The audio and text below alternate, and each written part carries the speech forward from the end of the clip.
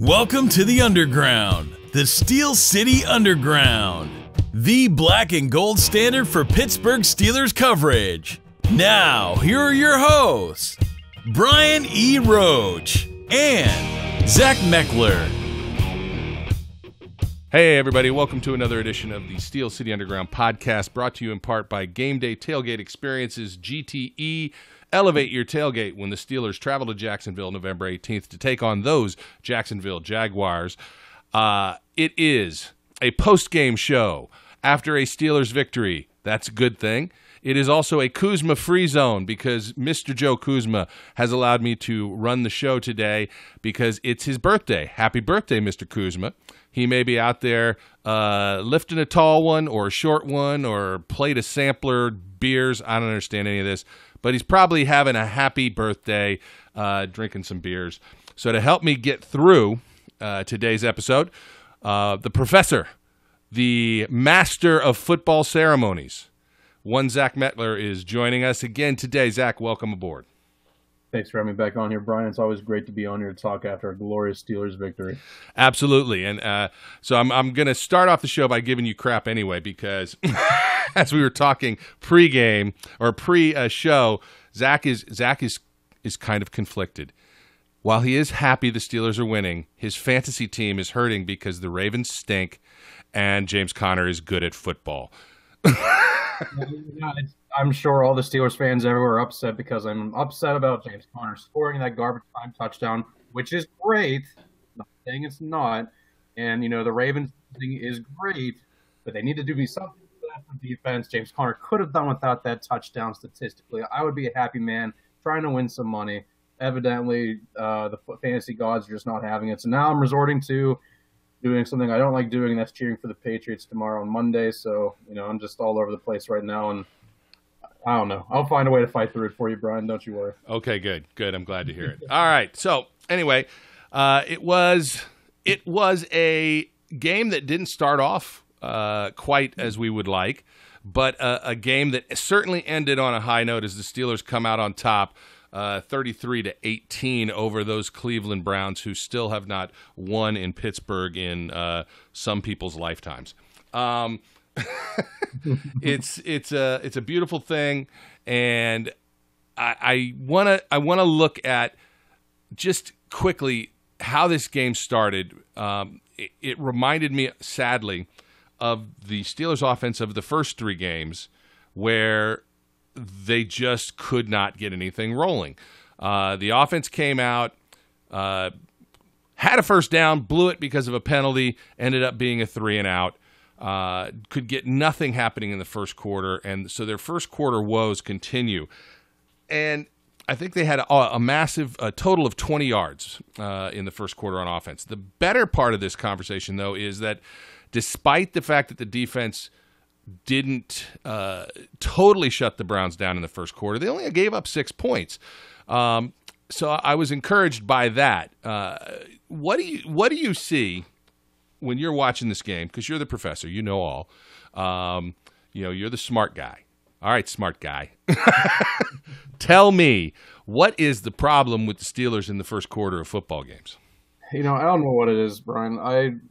They're a team that, for whatever reason, always seems to want to come alive whenever they feel like it, either the second quarter, even sometimes the second half. And I did quick yinzing today for Tina, and I watched them, and there's almost like a lack of what's the word I want to use? Like a lack of cohesiveness to start the game out. Like they're kind of just a bunch of stumbling baby giraffes trying to find their footing out in the wilderness. I don't know what it's going to take for them to kind of come out and get that. I know some fans will say that's just a lack of preparation from Mike Tomlin because everybody likes to, use a scapegoat for that. But in my mind, it's just a matter of them coming out and finding that rhythm, finding that groove. And I don't know if today was just basically because of the fact that it's off of a bye week. We've seen in the past where the Steelers go and they're slow out of the gate after a bye week, even though they have very good records after the bye week as a team collectively because they start find that footing. I want to personally attribute it to the fact that they're coming off a bye week, even though they had an extra week to prepare. We've seen the Steelers do this in the past. But they're not going to come out on top in some of these teams. We've seen games like against the Chiefs early in the season where they have this same exact type of slow start, and it ends up costing them in the long run because by the time they finally turn it on, score is already pretty much too much to contain. So at some point in time, something's going to give. I don't know if it's just how trying to find that ground rhythm right off the bat, trying to find something that works. I don't think it's the play calling. Because personally, I don't have an issue with the play calling. It's just the execution of it, and I think that's just a matter of them trying to find something that works for them. I don't really think it's anything with their preparation. I don't think it's anything with their abilities as a football team. But at some point, they're going to have to put points on the board very early in the game, or else they're going to lose some games down the road that they're not going to potentially get back because of those slow starts, and they'll be playing catch up. Educate the listeners. Why do screens work? Why do screens work? Typically, in my mind, I've never been a big fan of screens, but I get why offensive coordinators like them. A lot of times, they pretty much serve as a outside run play without the ability to actually have to run the ball, so it still serves as a play. So the defense is forced to kind of still defend the pass. Dump off screens, like I know we saw a couple of them today against James Conner, where it's designed pretty much chip off screen, where Conner is kind of set back for pass protection. He chips off the D end. I think the one play I saw where he took it for that almost first down. I think it was in the second or third quarter. He blew Myles Garrett upfield on a pass rush. Ben dumps it down, and the defense is playing deep because the receivers all went deep, which gives him the room underneath the run. Bubble screens I hate. I'll be the first to tell you I've never been a fan of bubble screens, but if they're done properly, they can go for big chunk yards, especially if you have a guy like Antonio Brown that's good in space. So having them out on the sidelines there and be able to have the receivers like Juju, who is a very effective run blocker when given the opportunity, guys like Vance McDonald and Jesse James who can block very efficiently. They give a guy like Antonio Brown the ability to make moves in the open field that they might not otherwise have, which, like I said, almost becomes like a glorified run play because you're playing pass, you're defending pass as a defense, but because it's so short like that, you have the ability to kind of put moves and just allow your athletes to make athletic plays. Right, and a traditional reason that people will run screens is also to slow a pass rush down, because if you got guys that are getting after you. You throw a couple screens, now they have to be aware of that. My problem with the play calling, and the reason I brought this whole thing up with screens is, you said you don't have a problem with the play calling in the first quarter. I kind of have a problem with the play calling in the first quarter because in my mind we start out, I get that we don't want to show certain tendencies, and James Conner has been a big part of the game, but we start out limited rushing, and then we're throwing screens left and right. And it doesn't feel like it's time yet. We haven't set things up to make those effective, and they weren't. At least not early in the game. They did get effective later on. All right. But I don't want to pick them apart in the first half or in the first quarter because apparently, much like Cinderella, once the first quarter expires and the second quarter clock begins, the Steelers turn kind of the opposite, from a pumpkin into Cinderella or into whatever.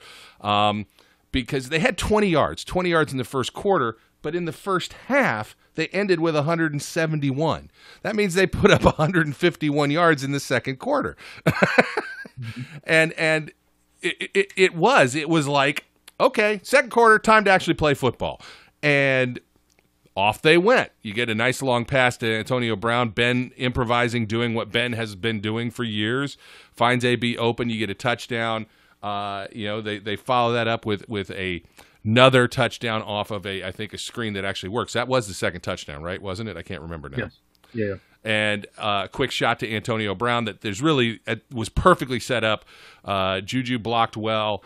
Vance, I think, was blocking on that, or Justin Hunter actually, I think, was also blocking. Opened it right up. AB takes in, gets his second touchdown. Suddenly, the Steelers are up 14-6. Totally different vibe, totally different feel coming off the field after that. Is it just, as you said, is it really just a matter of, okay, we're trying to figure out what works at the beginning of the game, we've found some stuff that works, or is it just them getting into their mojo? It depends on the team. I don't really know how the Steelers operate with this, but I know a lot of coaches have typically like a 10 to 15 play game script that they like to utilize to kind of get a feel for what the defense is doing. And a lot of coaches will not deviate from that game script no matter what they do. And because of that, a lot of times, they start seeing plays that don't work necessarily.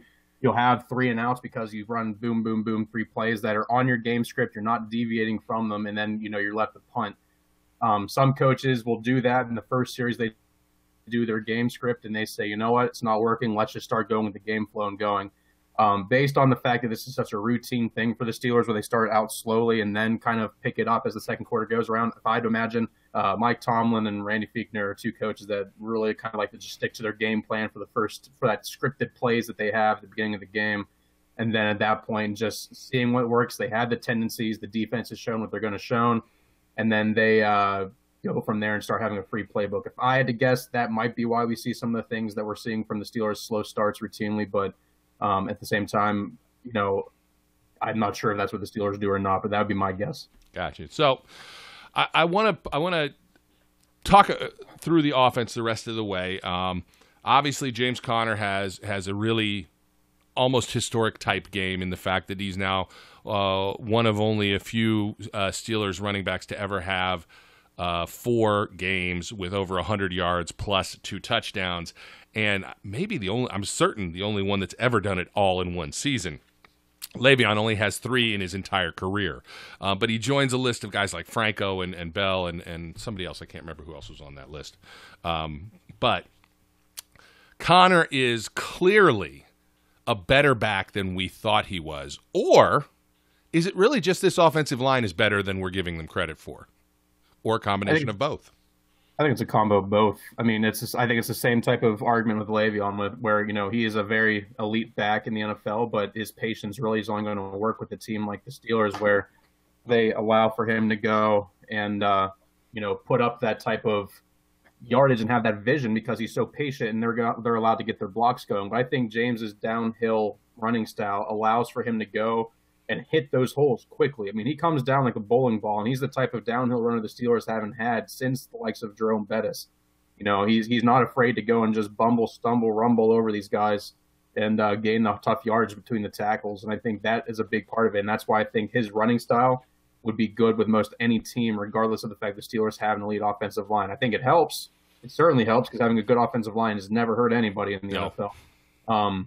But realistically, I think his talent is more on his own than Le'Veon Bell's is. I'm not taking anything away from Le'Veon Bell. He is an all-world talent. He will go down as one of the best running backs of this decade.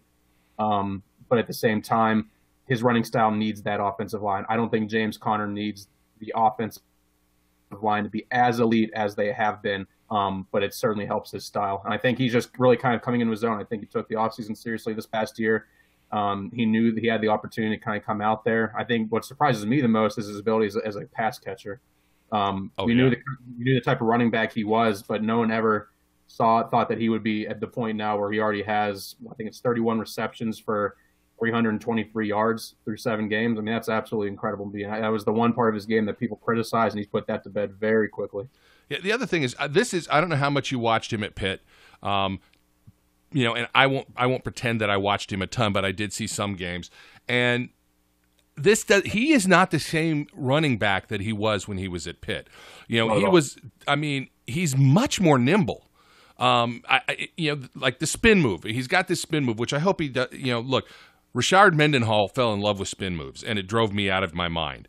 So I hope James Conner continues to utilize the spin move effectively and doesn't fall overly in love with it and try and use it as his go-to for everything, because eventually the defenses catch on to that. But it's not just, I'm going to run you over. Now I'm going to make you miss, and he's leading the league in missed tackles.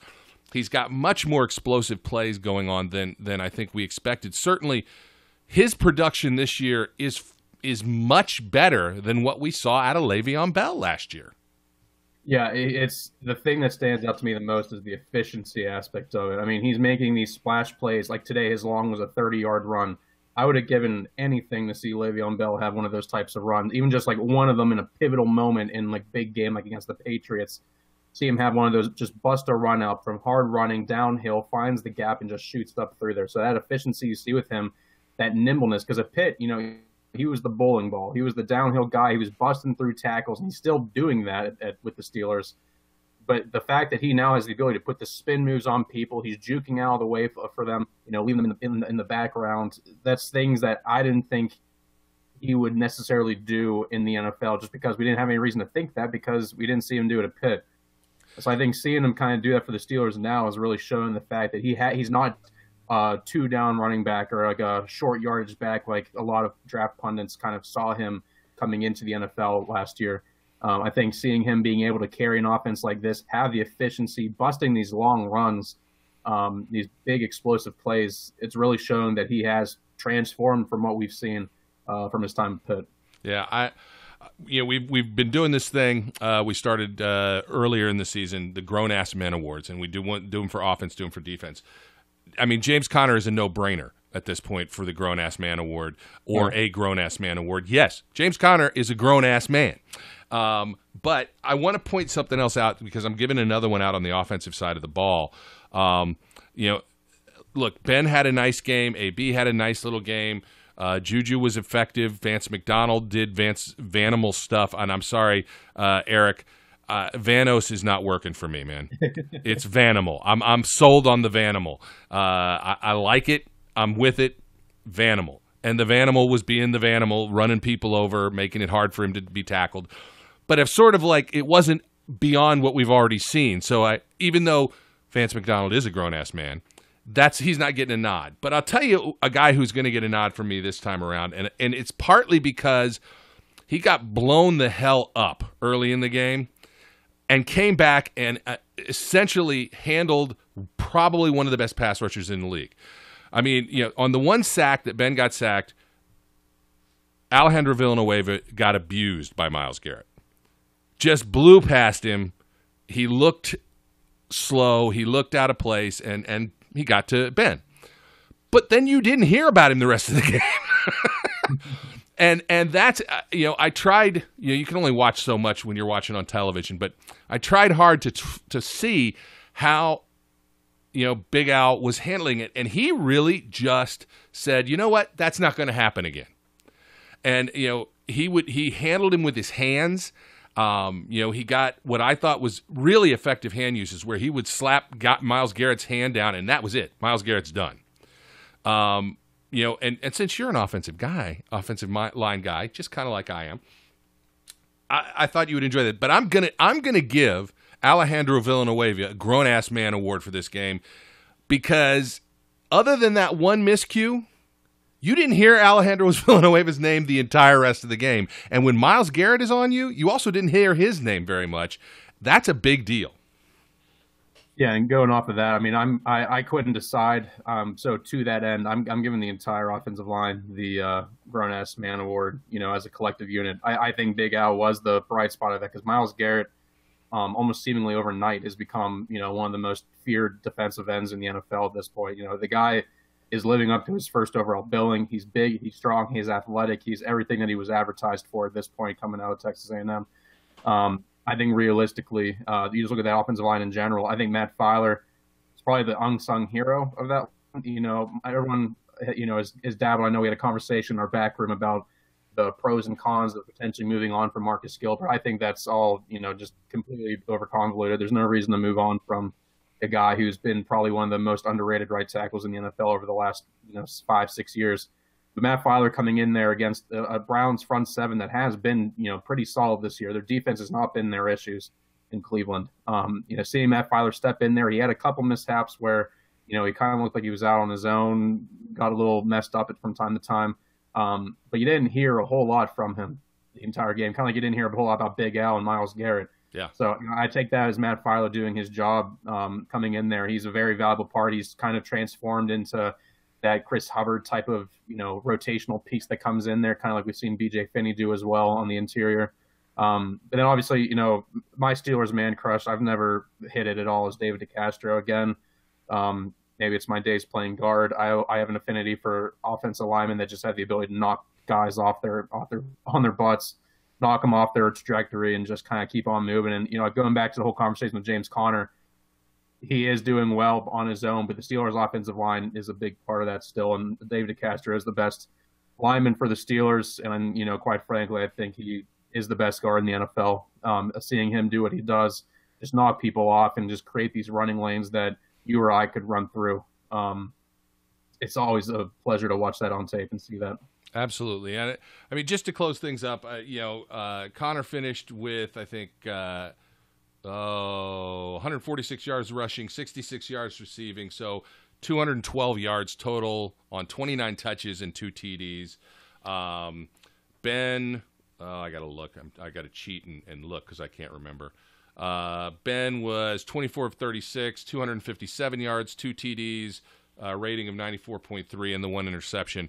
That 1 interception was just a bad decision. I mean, he didn't throw it right to the guy, and it was obviously a tip pass, but Juju wasn't open, and there was no reason for him to throw that ball. So, Brown, AB had two touchdowns, 6 receptions, 74 yards. Juju had 4 receptions, 33 yards. Vance McDonald had 3 for 47. Justin Hunter, it's interesting, and I do want to talk about Justin Hunter before we flip over on the other side of the ball.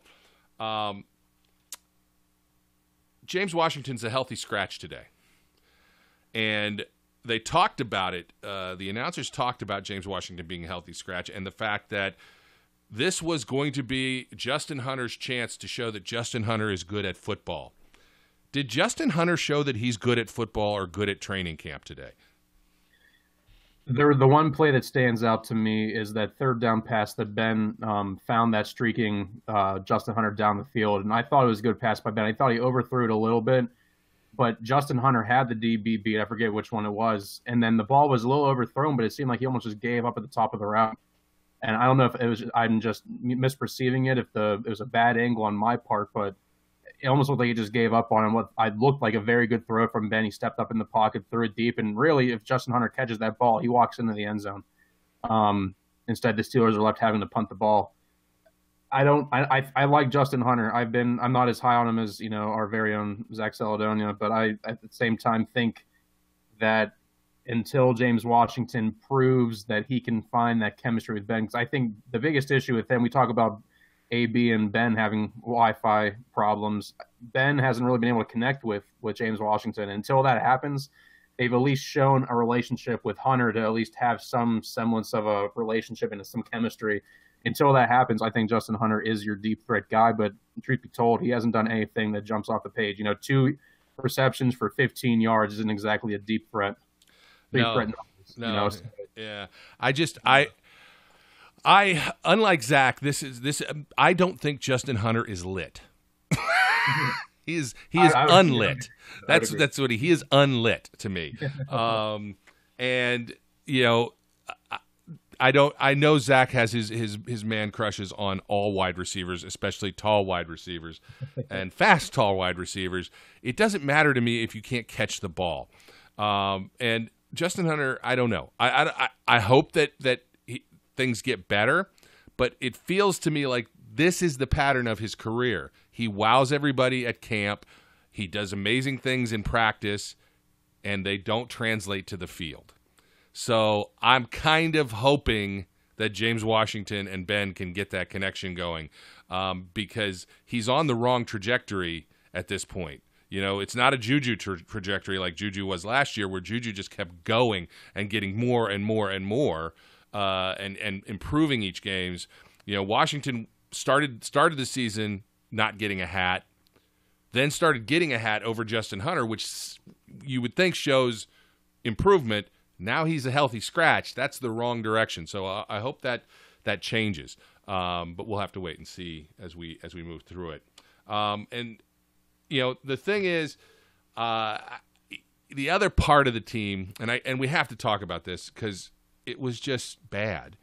It led to a feeling of the first Browns game, and that's the free kick. Where apparently, as I was chatting with Joe on his drive home, and he said it wasn't just Ryan Switzer and Roosevelt Nix who didn't understand the free kick rule, but Tunch and Bill Hargrove apparently didn't know what the rule was either. And Dan Fouts thought they could have run the ball in the end zone, which they can't do. They can't advance it. But they can recover it. It's a free kick. It's a live ball. Yep. That was an ugly, ugly special teams play. And it was reminiscent of James Conner's fumble in the first Cleveland game, where all of a sudden you're like, oh, gosh, here we go. And it's going to turn – is it going to turn things around? It didn't. That's great. I'm glad it didn't. And, Danny Smith gets a lot of grief for special teams, But I actually think for the most part, the special teams units of the Steelers have been really good for the past few years. They have made very few mistakes and have come up with some big plays. But this one was kind of a bonehead move. And you talked about it. You tweeted out an explanation, and I agree with you. But to let everyone know, who is to blame for this befuddlement that occurred?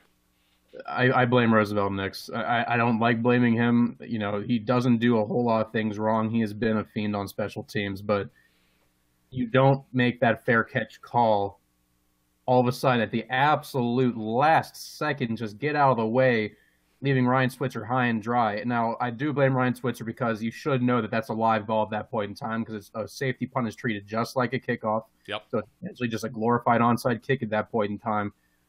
Let the ball roll like that when you have 7 different Browns coverage players coming down to recover it. But I think Brian Switzer comes up, fair catches it himself, and takes it. He was not in a position to make the return a clean return. I think if he would have caught it, he would have muffed it because he didn't make the fair catch, so that he would have been a sitting target for those guys coming down to just destroy him, and he probably would have fumbled anyway. I blame Roosevelt Nix. You don't hear me say that very often. I don't think you hear many people say that very often. No. But you don't make that fair catch call and then just, say, oops, not my problem, get out of the way and let, everybody else handle it. And this is, I will admit, this is something I don't know. If one player calls for a fair catch, can another one not call for one? Yeah, because the player that makes the fair catch and then doesn't catch it is pretty much just stretching his arms in the middle of a play at that point. The guy who makes the return call is the guy that has to make the fair catch. So if Nix makes that fair catch call, slides out of the way like that, Ryan Switzer didn't make the fair catch call. Those Browns coverage players that are coming down could destroy him as much as they wanted to. Yeah. Which is why he got out of the way that he did. So it was ugly. It led to a touchdown by the Browns, and they then missed the extra point. But and it was not a great series for the defense, even though they stood up really well. Didn't let Nick Chubb run it in. They had a couple, but they kept stepping on their manhood, so to speak, without saying it directly, because dumb penalties down there that kept giving them Browns more life. Look, it was a bad set of series, I thought, and marred an otherwise really nice game. Jordan Berry had a really nice punt down inside the I guess even inside the 10. He had another one that was fair caught at the 15. I thought Jordan Berry has been on the upswing as far as actually delivering punts that are beneficial. But that was a downer in the game, I thought. But there's another thing that I want to bring up that has nothing to do with special teams, but it is special. And that has to do with our sponsor. See how I transitioned there? That was nice. It's not special teams, but it's special. And that's Gameday Tailgate. Gameday Tailgate Experience. It's a mouthful for me. Before the Pittsburgh Steelers' big Sunday night football rematch against the Jacksonville Jaguars kicks off down in Jacksonville on November 18th, join Steel City Underground. Joe Kuzma's going to be down there. Other Steelers fans traveling to Florida at the Gameday Tailgate Experience's gigantic tailgate party. You can leave your grills and your tables and all your tailgating equipment at home. All you're going to need is a terrible towel. And this is a 5-hour tailgate party that begins at 3:30. The 5-hour pregame tailgate includes unlimited food, a 5-hour open bar. There will be TVs so you can watch pregame football coverage, live music, entertainment, family-friendly tailgating games, and other amenities. They'll be auctioning off some memorabilia from both the Jaguars and the Steelers that you could end up taking home. There will be celebrities from both the Steelers alumni and Jaguars alumni that will be there and make guest appearance. It's really, if you're going to be down there, it's a great way to get prepped for the game. And what's even better is Steel City Underground listeners can get 20% off tickets when you use the promo code SteelCity during checkout. So visit www.steelcityunderground.com/Jaguars Tailgates for more details. And join Joe down there. Tell him that he owes you an IPA or something. I don't even know what the hell an IPA is. I don't drink. But tell Joe he owes you an IPA, and maybe he'll give you one of the free ones that they have there. All right, so we need to flip over. Let's flip to the other side of the ball and talk about the defense. I was very happy with this defensive performance. I didn't like the last garbage touchdown that the Browns managed to pull off, and quite honestly, Dan Fouts was spewing Baker Mayfield love at the end of the game. Oh, see how great he is when he has time. Well, he has time because the defense was kind of like, do whatever you want. We don't care. Game's over. Look, I thought Bud Dupree had a really good game, even though I don't think it's going to show up in a statistical way. But he was responsible for a holding call in the end zone that got a safety. He was always pressuring. I thought it was one of his better and more consistent games, which didn't end up resulting in any stats, but he was solid. And since he's been somewhat much maligned, and, again, as you said, our own Zach Celadonia, or Zachadonia, as I like to call him, had him as the Z factor. What did you think of Bud's performance today? I've been high on Bud for a while. I'm not going to hide that. I've been higher on him than most. I thought realistically, I look at that one holding turns penalty turn safety in the end zone. He did everything he needed to do. It was a clean pass rush. And realistically, if that left tackle, the undrafted guy for Cleveland, if he doesn't go and hold him, that's a guaranteed sack. Baker had no idea he was coming down there. He came like a cannonball shot out of a cannon coming down on there. And, he's doing what he needs to do. And the Steelers are, specifically Keith Butler, are scheming things to have him be successful, which, a lot of people say, well, he's not Von Miller. He's not doing things on his own. I don't care. If you have to scheme to have a player be successful, fine. I'm not going to sit there and complain about it. That's called coaching, putting players in the positions to be successful. And that means doing stunts with him. I know there was a time in the first quarter that was a really nice play by him where he went and they set him on an interior pass rush, kind of like they do with Vince Williams, what they used to do with Ryan Shazier. Mm-hmm. And he almost came down with another sack in the game. If that's what it takes for him to get free and to use his athleticism to his advantage, then so be it. I'm not going to complain about it. And as a run defender, he's doing well in that field, in that area too. He's a strong guy. They knew that when he came out, but he never really used his functional strength to his advantage. And you're seeing now where he's not really getting bullied as much on the edge. He's not allowing himself to be sealed down. Obviously the Browns tackles aren't Joe Thomas anymore, but it's still impressive to see him kind of go and elevate his play. Do I think he is, worthy of a max contract for an edge rusher? No, but I also think that realistically the Steelers would be smart to at least keep him around long term to, see what he can do. I know that's future thinking there, but so far I don't think his play has been that catastrophic to the point where he's not worthy of a roster spot at this point in time. No, it wasn't quite enough for me to give him a grown-ass man award because he didn't get home. But it was close. It was close. But I'll tell you who did get one from my standpoint here on the defense. And I actually have two that I'm going to give out on the defensive side of the ball. But I've been dying to say this. I've been wanting to say this. I've been feeling the need to say this because his line mate, Cam Hayward, is the originator. He's the OG. He is the grown-ass man OG. But I'm finally going to say this. Stephon Tuitt is a grown-ass man. Mm-hmm. Stephon Tuitt was blowing the Browns line up left and right. And, yeah, he got one sack, and it was more of a hustle, continuing pursuit sack.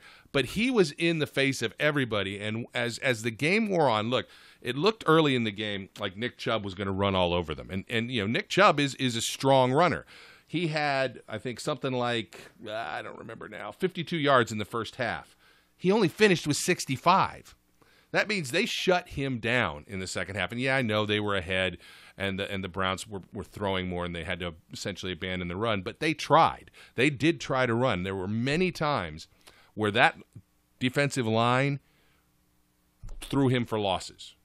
They pushed the line back. They abused, imposed their will, and Stephon Tuitt was a big part of that. I thought that was an impressive game for him, and he is definitely getting a grown-ass man award. Yeah, with Stephon Tuitt, he when you see him on, he's definitely on, and that's what always frustrates me about him as a player is that when he wants to show up, I'm not saying he doesn't want to show up, but when he does show up, he is almost impossible to block. And I said this a couple of years ago, I thought that his ceiling was higher than Cam Hayward's. And if he ever reached that point, the Steelers would be set on their defensive ends for, a foreseeable future. And, when he has games like today, where he has 7 tackles, which for a 3-4 D end like he is, that's not a small order. So I think realistically he definitely was. My grown-ass man, though, for this game might not be physically as grown-ass of a man as Stephon Tuitt, but he just always seems to have the Browns number for whatever reason. TJ Watt, when he steps on the field against the Browns, he almost seems like he is consistently unblockable. He has another sack now against the Browns, which takes his career total against them in just the 4 games he's played against them to 7. He has 14 career sacks, 7 of them that came against the Browns. He's getting to the point where he probably already has that confidence boost that when he knows he's playing Cleveland, he knows he's coming away with a sack. Yep. He has no reason not to think that at this point in time. He has their number for whatever reason, and he's just completely he's fast, he's strong, he's just comes out. I know there's a couple plays. The one sack he had today, he had his hand in the dirt as a down lineman. He's showing that versatility that he's going to be that piece the Steelers can kind of move around and use in multiple settings. And, having the sack totals that he has coming from a strong side linebacker like that's not necessarily a small order. You don't see those guys putting up the numbers necessarily that Watt has been able to put up this year. And as long as he keeps doing that and being that kind of mini grown-ass man when you're comparing him to the mountain of a human being that's Stephon Tuitt, even though TJ Watt's not a small human being himself, he's going to be a linebacker in this league that's going to be fearsome for the next decade. And as long as he can keep that up and having these types of performances, I think he's going to be a complete terror in this league. And I was glad to see him kind of continue that trajectory today. Yep. I said I had 2, and the other one is this will be probably the smallest grown-ass man that I ever nominate to be a grown-ass man. But Joe Hayden is really good at football, in case we hadn't noticed. And Joe Hayden is a grown-ass man. He had a great pick early in the game. I thought he was going to get a second one much the same way, but he didn't come down with it. But look, Jarvis Landry had 8 receptions for 39 yards. That's saying something. He's a quality receiver. And it's not that Sutton was on him Joe Hayden was on him all the time, but they tried these little quick screens out to Jarvis Landry whenever Mayfield would be in scramble mode, and guess who was right there? Joe Hayden just said, "No, I don't think so. Not going anywhere." I think you may have asked, somebody did in the back rooms, that said, how many catches for loss has Jarvis Landry had this game? And that's Joe Hayden. Joe Hayden, I thought, had a great game and deserves to be known as a grown-ass man. He's having a Pro Bowl caliber year. I mean, I'm looking at the numbers right now. You say he was 8 for 39. His long reception was 21 yards.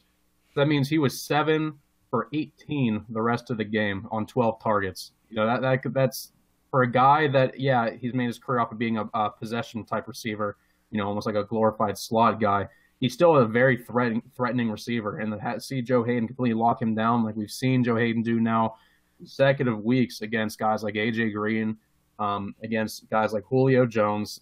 He's coming out there and he's playing at a very elite level right now. And with the current state of the Steelers cornerbacks, at least having a guy like him and then, the mini Mike Hilton on the inside, that's at least making you feel somewhat comfortable that even though there might not be a preferred matchup on the outside opposite of him, you can pretty much rest assured that even if he does allow the one big play or has a penalty here or there, he's going to make up for it with just complete shutdown ability. And, that he's probably the best free agent acquisition the Steelers have made in quite some time, just with what he's able to do and at least keep that secondary somewhat afloat at this point.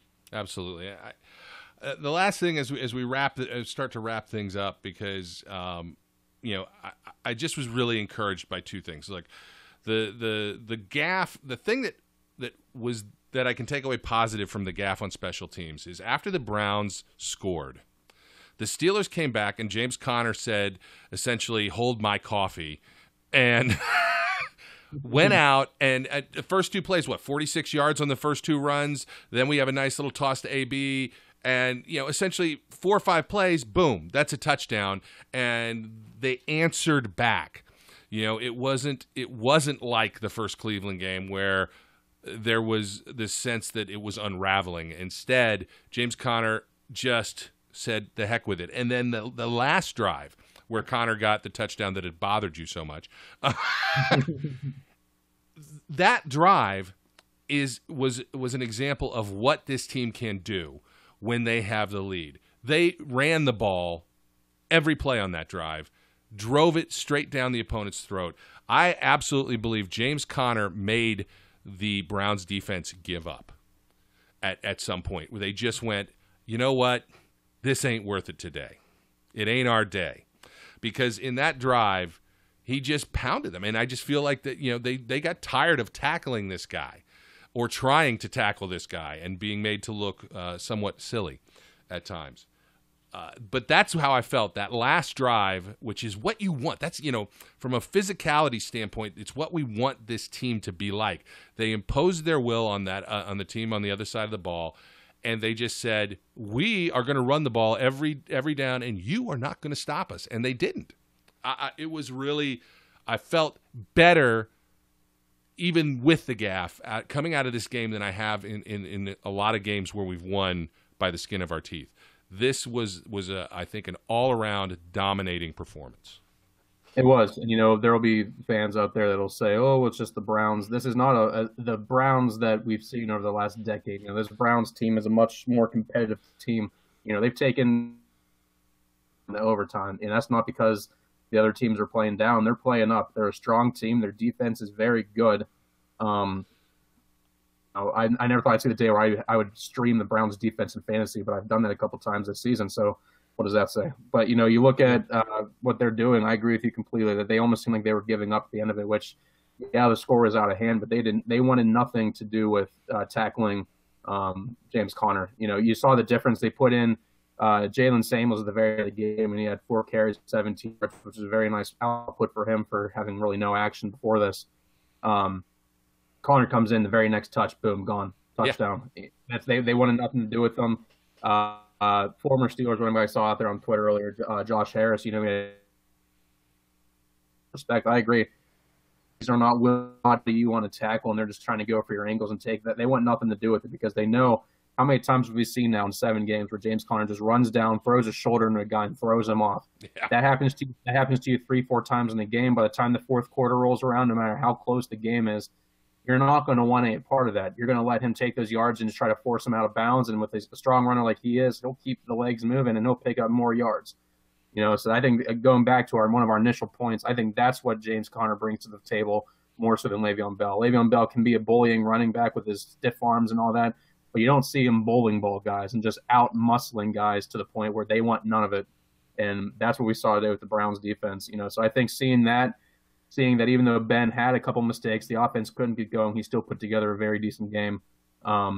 This offense, I think, when it does click and they cut out those mistakes, and with the defense playing above average, although they were very above average today as far as I'm concerned. I looked it up. This is the first time, since week 6, week 7 of last season, the Steelers have allowed opponents in back-to-back games of under 300 yards. I don't think that's any fluke. The Bengals defense is a high-flying or offense is a high-flying offense. The Browns have the ability to put up some yards and points whenever they're on. They had no time to throw. The Steelers defense came up, showed up. The special teams units have been good up until this gaffe today. Chris Boswell is kicking kicks again. I finally, for the first time all season, wasn't holding my breath when he was kicking an extra point or a field goal for that matter. So I think realistically, after the last couple games where we've seen them play 3 decent teams, I know the Falcons' record might indicate otherwise, but that's a very good offense. The Bengals are a very well-rounded team. They have 3 quality wins in 4 weeks. Last week on the bye week. I feel better about them now than I did at the beginning of September. And I think if they can keep this momentum going and get another quality win next week against the Ravens, they control their destiny at that point in time. They're in the driver's seat. And they can cruise through, and hopefully by the time Week 17 rolls around and they play the Bengals, they're not fighting for their lives in the AFC North title, and that comes a pivotal game. Yeah. So I like where they're going at this point. This should be an identity game for them. They need to take this mojo, this attitude that they have. They need to take this right down to Baltimore, because this is not the way they played against Baltimore the first time. And this is how they need to play against Baltimore, with this kind of aggressiveness and this kind of attitude, and bring the pressure to Joe Flacco and bring the the attitude on offense as well. So it's a good, solid win. As much as I hate to admit this, I have to not say the refs suck or stink today. Look, I thought it was going to get out of hand. I mean, there were flags going left and right at the beginning of the game, but they kind of toned it back down. I really didn't notice them the rest of the game, so that was good because that's what I want from refs. I don't want to notice you, and I didn't. I'm sure if I really wanted to be analytical, I could find out that they still stink because they do. But but this was a game where I won't be able to. I feel a sense of loss because I couldn't tweet out that the refs stink, and I feel like I'm just saying this because I miss it. But I don't. I'm glad. It was good. So I will give them the credit that they may or may not deserve in saying that they were better this game than I have I had anticipated them being, especially as the game started. That being said, it's a good, solid win. It's a good stack of victories now. We got one more AFC North game coming up next week against the Ravens, and we'll see how we springboard from there. Zach, I appreciate your insight, and I'm sorry but not sorry that your fantasy is a mess. Checking my score right now, just going downhill from here. So I'm just internally sad, but I can't be sad because the Steelers won. So I will be strong. I'll find a way to get over, Brian. Don't you worry. All right. So, everybody, that's going to wrap it up for this edition of the Steel City Underground podcast. Until next time, remember, it's chaos out there, so be kind.